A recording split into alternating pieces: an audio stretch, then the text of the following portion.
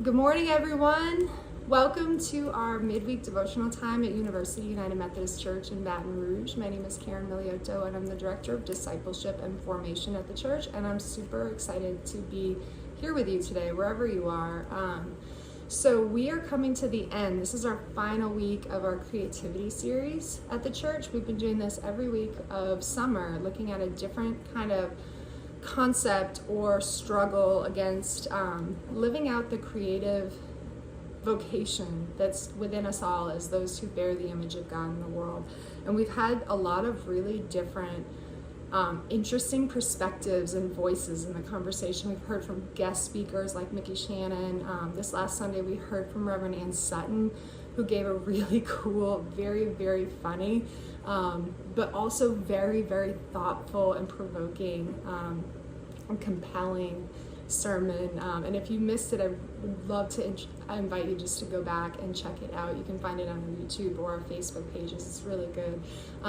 But everyone in their own way and through their own different experience talked to the church about how they've been able to find and then respond to the creativity that is within them and some of the different struggles they have. And hopefully it's been kind of an invitation to us all to kind of think about our own lives, think about our own gifts and tendencies, and see where we might be able to say yes to that in a new and maybe bold and courageous way. So I hope the series itself has been a blessing to you. I hope that you'll be joining us on Sunday with something that that maybe speaks to your experience throughout this series.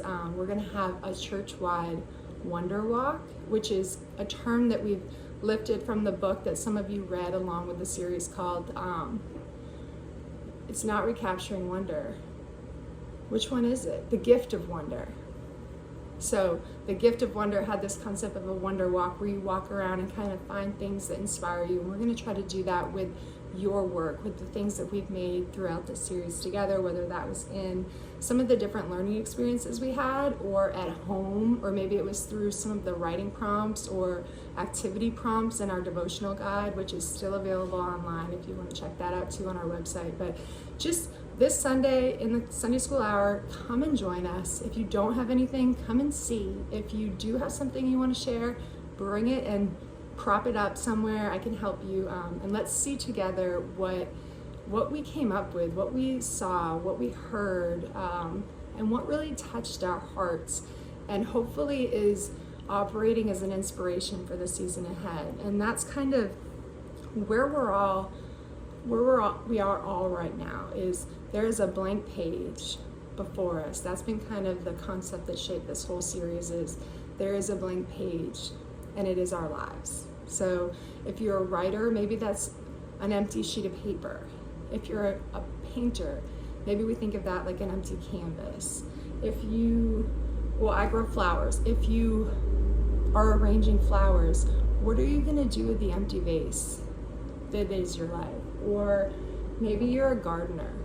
What are you gonna plant? It could be as simple as when you look at your calendar, what are you gonna write down? What are you going to give your time to? And what is that going to say to the world? What's going to be the message communicated to those around you when they see it, when they hear from you? And what's it going to tell you about God who lives within your heart and soul and who speaks forth this creative stuff from your being?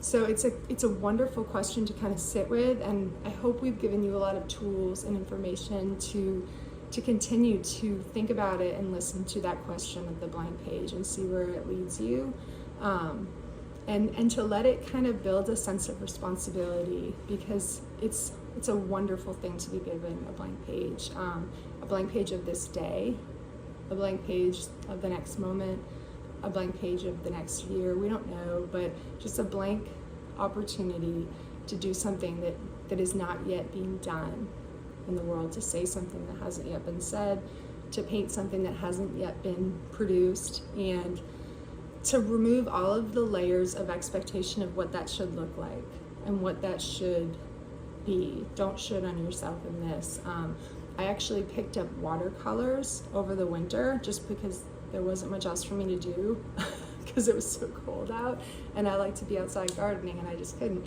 So I picked up watercolors.